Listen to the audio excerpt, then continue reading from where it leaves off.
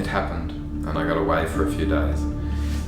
After being holed up in Sydney for a long time, I finally took the plunge and had a road trip. I ended up in Glen Innes. I went and saw an old mate, and we talked a hell of a lot about cycling. He used to build bikes, and he's going to start doing that again. You'll find out a lot more about Peter Teschner in the coming weeks as I tell some of the stories of his bikes. He's a true innovator of Australian cycling, and it was a pleasure to spend some time with him. He's got a little patch of paradise just outside of Glen Innes. In the shed is a collection of memories that are really worth telling the story about, because he explains some of the bikes that he's built. But before I get to that, I'll just give you a little overview of my farewell ride at the end of a really enjoyable visit to Glen Innes. Wow, I've been here a few days. I'm not sick of the rocks yet, and I don't know if I ever would be, because they're just beautiful.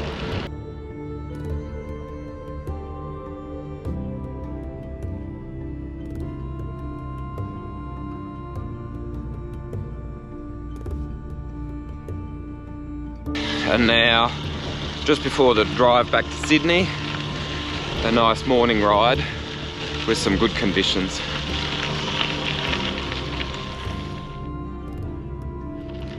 Out into a little bit of the unknown.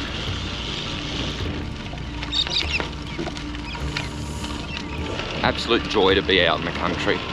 And I'm not going to say that too much today, but it's the truth.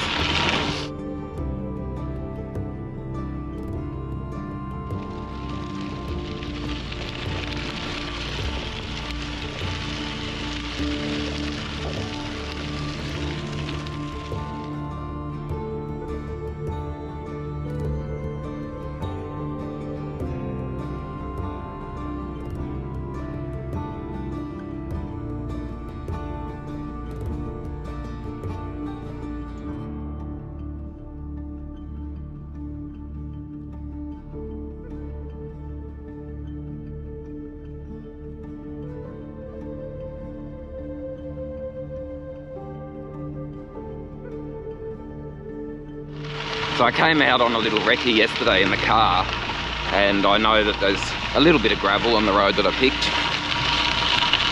evidently, but there's also this little bit of art.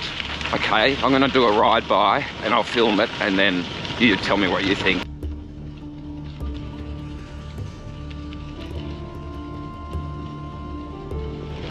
There are a few balancing rocks that are done by nature around these parts, but I think that one was done by people.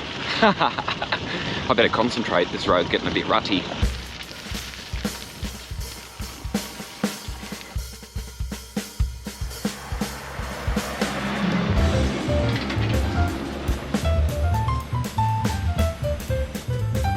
I'm not joking, I was just saying to myself, I'll ride until the gravel ends. And then I just happened to get to this bridge, and then that was the B-double that turned up. So, I don't know if this is my turnaround point. I don't remember this much gravel from my recce yesterday.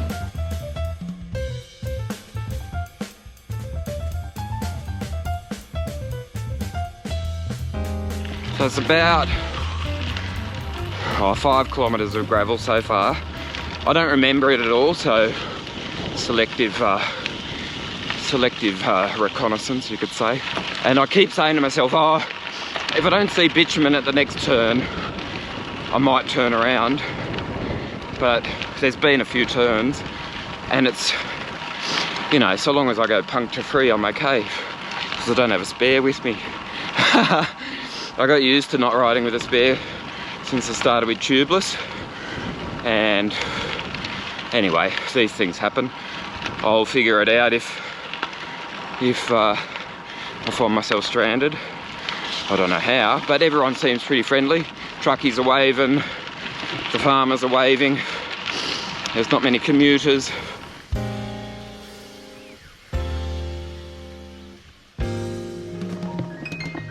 Call it a showdown, but it was weird. They saw me and they all started running. Like, I didn't know if they were going to go through the fence, but it was certainly quite a noise.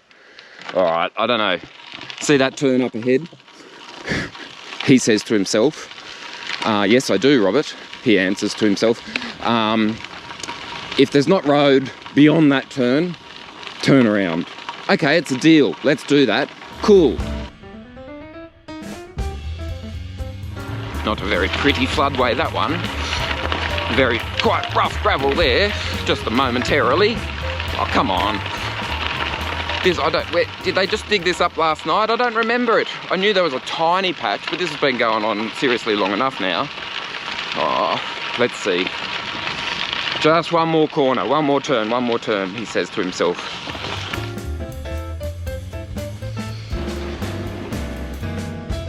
One more corner, one more crest.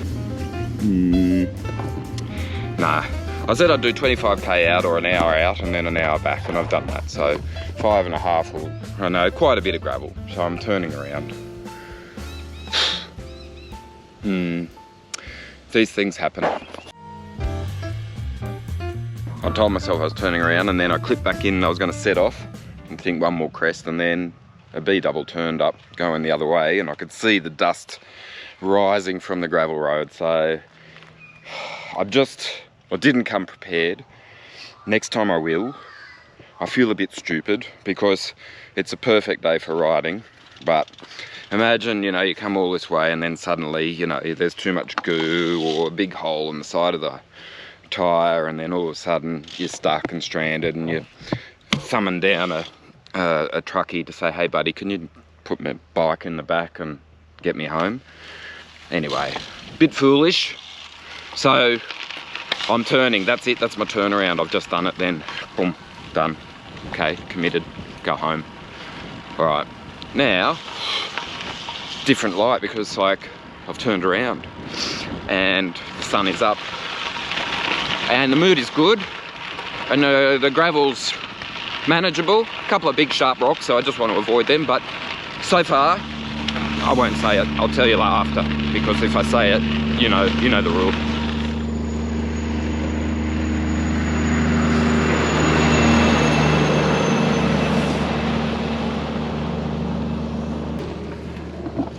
So I spoke with him earlier. They just sort of went out and back. I don't know what they're doing, but I said to him, hey, I came out yesterday and did a recce.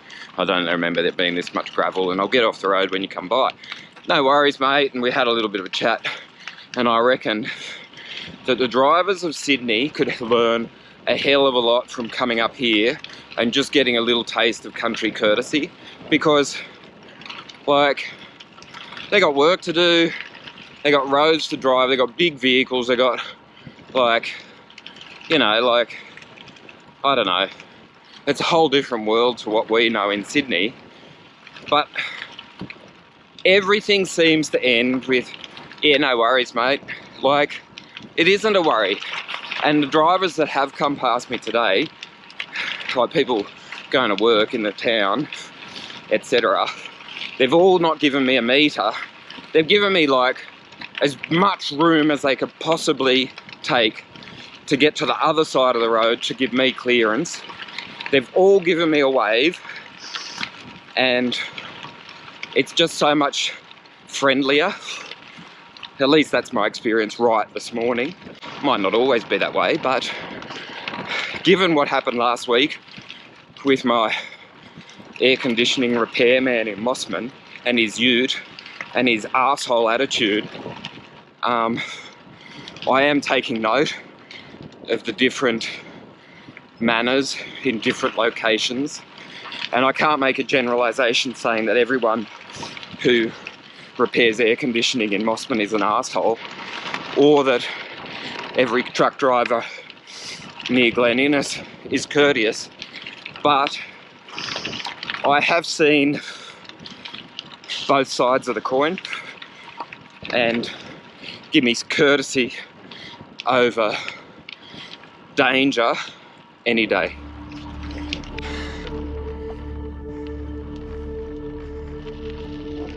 Sorry to state the obvious, but you know, anyway.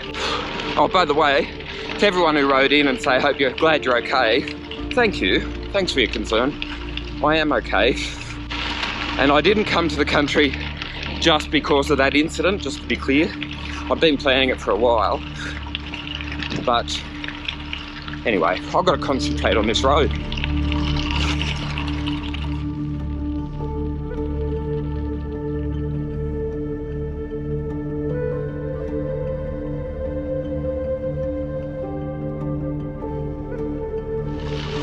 So, roadworks. That was freshly grated, or that was just freshly whatever they called it. And I showed you the shot of my wheels just so that I could use the old cliche saying, how's the serenity? It was so quiet, really quite lovely. Anyway, you know, different phases. Ah! Okay, now I'm back on the quiet. Listen, oh, you can't hear it because it's quiet. Uh-oh.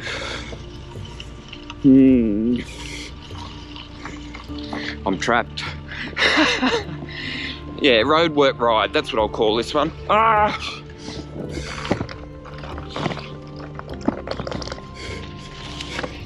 So to be clear, I'm testing the bike on a range of surfaces today. Yeah, so I made it. So, and that was about 15 kilometers all up of gravel. And in case you're wondering, no punctures. If there was, they seal pretty quickly. So anyway, that's a bit of an adventure. Like, I can say it now, no punctures. Eagle, Goodyear. No, Goodyear Eagle F1, pretty handy. Like, I didn't mean to do gravel, to be clear. But it has sort of woken me up to a naive comment I made a few years ago, and that was when gravel riding started to become a genre, or whatever you want to call it, a thing. I used to say, but hang on, isn't it? Don't we just call it bike riding? Like, do we have to call it give it a new name? There's already so many disciplines in cycling. But it is a thing, you know. And although I could ride my road bike on that gravel, it wouldn't be my preference. Certainly not now that there's a bunch of really rad gravel bikes.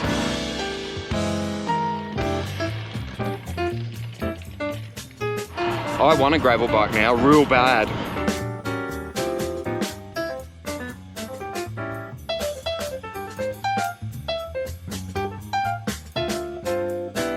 Yeah, even with the mud and the gunk and the gravel and the whatever else I went over, sand, it was quite sandy at one point.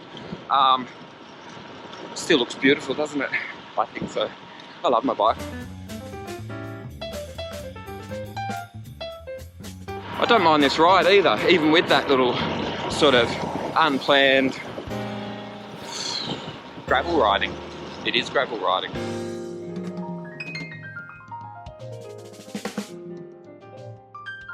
And it is a thing. To be clear, I've seen so many parrots that I don't pull the camera out trying to capture them. They just flew away while I was talking. Okay.